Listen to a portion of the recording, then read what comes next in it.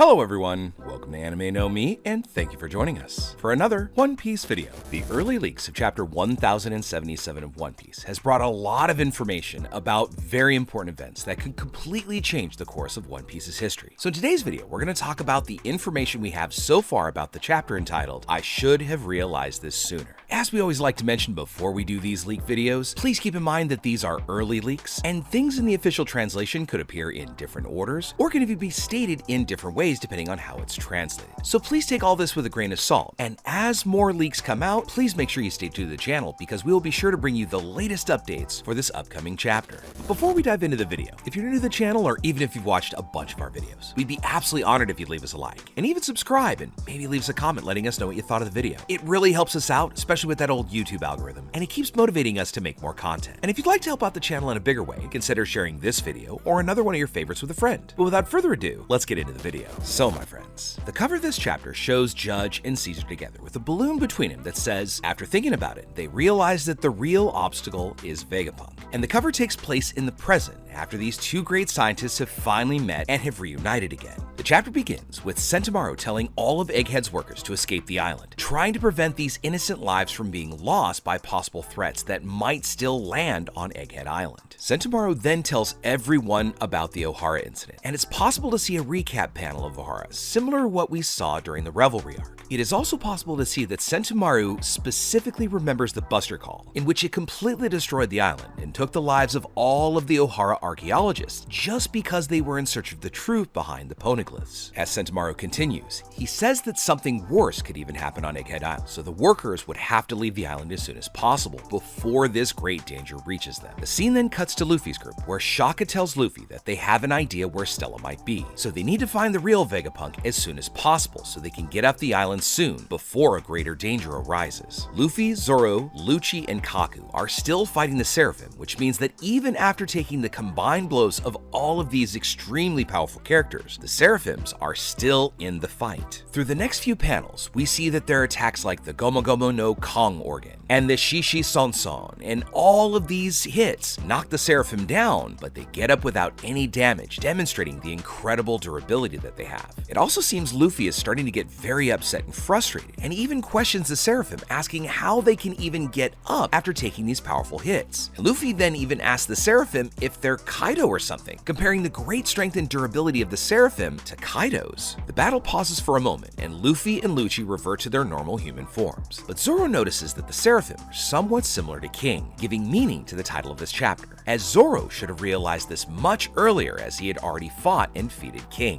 Hearing this, Shaka explains that the Lunarian blood taken from King was used to add power to the Seraphim, managing to greatly strengthen the durability of these robots, making them practically indestructible. Then, Shaka leaves the group to look for Stella, since he is the priority at the moment. Removing Vegapunk from this island is essential for Shaka and the rest of the punks. Heading back into the fight, Zoro then shares with everyone about the Lunarian weakness, because as we know, Zoro managed to learn a lot about this extinct race by having managed to analyze King during combat, discovering his strengths and weaknesses. Zoro tells him to pay attention to the flames on their back. When the flames go out, they should attack the Seraphim, because at this moment they are completely vulnerable and susceptible to being defeated with much greater ease. However, when the flames are lit, they're practically invincible, managing to obtain great resistance and unusually high amounts of strength. And it's for that reason that they'd have to be cautious of that flame on the Seraphim's back. Lucci says that he understands the explanation and seems to be relieved to know how to counter the attack of these powerful robots, because there is a glimmer and a chance of victory. Zoro goes on to say that King's special features are black wings, white hair, brown skin, and flames on his back. And these are the traits that are hallmarks of the Lunarian race. Luffy, Lucci, and Kaku seem to be a little frustrated by the delay and the time it took Zoro to understand that he was dealing with an enemy that had the very same characteristics as King. And they tell Zoro that he should have realized it sooner. But then, the battle against the Seraphim continues. Next, we cut to Nami's group. Edison is destroyed by S-Shark, and he's still moaning in pain after receiving the Seraphim's powerful attack, demonstrating that he's still alive but heavily damaged, which means he might not be able to do anything else in the fight to help. Nami then uses Zeus to attack S-Shark with the Raite, also known as Thunderbolt, but the Seraphim gets up after the attack as if absolutely nothing happened because of the incredible durability that the Seraphim has when the flames are lit. Suddenly, Sanji appears and kicks S-Shark, now assuming the fight against the Seraphim, being willing to face it while his companions find a way to find Vegapunk and get out of there as quickly as possible. Next, we shift to Usopp's group, where we can see that Pythagoras' head is with them. Lilith uses her bubble gun on S-Snake because the bubbles contain the energy like sea prism stone, so the bubbles that touch S-Snake tend to weaken her, temporarily removing the powers of her devil fruit that is in her arm. We next see Franky holding a bubble and uses it to pin S-Snake to the ground, and Franky places the bubble over S-Snake like a solid ball. S-Snake starts crying and says that they're in pain, so Franky apologizes in a panic and his hand slips. Seizing this opportunity, S-Snake escapes the bubble and kicks Franky and turns him into stone with the power that had just come back because it was no longer in contact with the sea stone bubble. Then, S-Snake gives Usopp and Lilith a cute little wink and they smile at her cuteness, being now delighted with her cuteness of the Seraphim because she was teasing, and this enables her power to work on them. So S-Snake uses the animenomi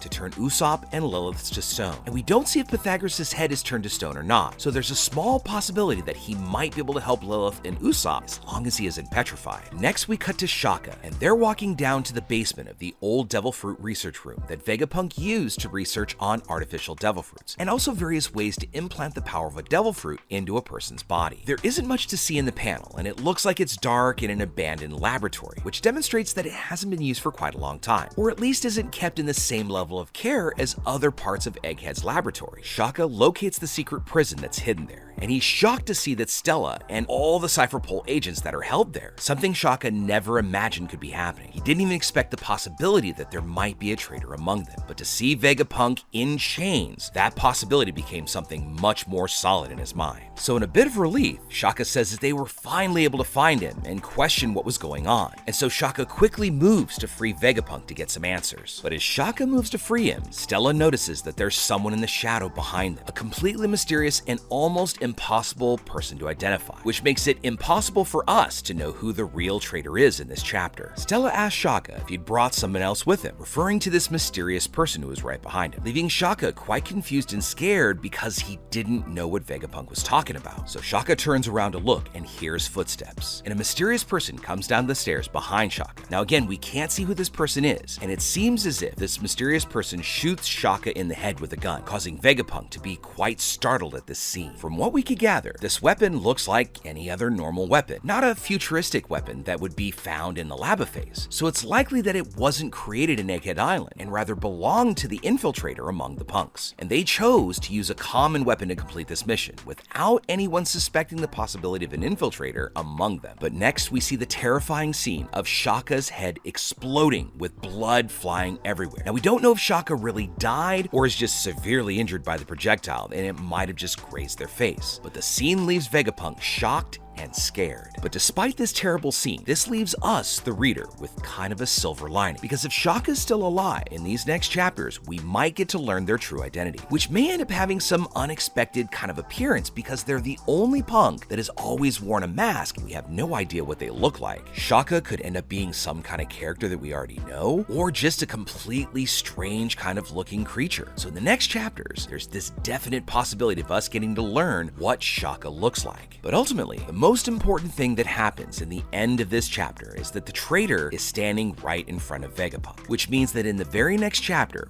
we will get the revelation Vegapunk is finally facing the person responsible for everything that is happening right now on Egghead Island. From that moment, this will allow us to know who this traitor is and why they're trying to keep Vegapunk from getting off the island safely. And that, my friends, brings us to the end of our early leaks of chapter 1077 of One Piece. So with all that said, we'd love to know what you think about it. Who do you think this infiltrator is? Do you think it's somebody that we know or has a deeper connection to the Straw Hats or Vegapunk? Or is it just a hired gun from the world government? Next, what do you think the outcome of this petrification is gonna be? With Nami and Usopp and possibly another punk now frozen in stone, what do you think that means towards the whole escape effort? I mean, let's be real. Nami and Usopp are really the biggest brains when it comes to escaping with their lives intact. And finally, how much longer do you think we're actually gonna have to wait before the Navy Luffy, Kizaru, and our Gorosei friend showing up on the island. Let us know what you think about all this in the comments below. So as we wrap up our video for the day, we'd like to thank you all so much for watching the video, especially those of you who've made it here to the very end. Be sure you comment on any themes or ideas that you'd like to see in future videos. And also, since you made it this far, give us a like and hit that red subscribe button before you head out to take on the rest of your day. I hope to see you all in our next video, and let's keep sailing this giant sea together. Take care.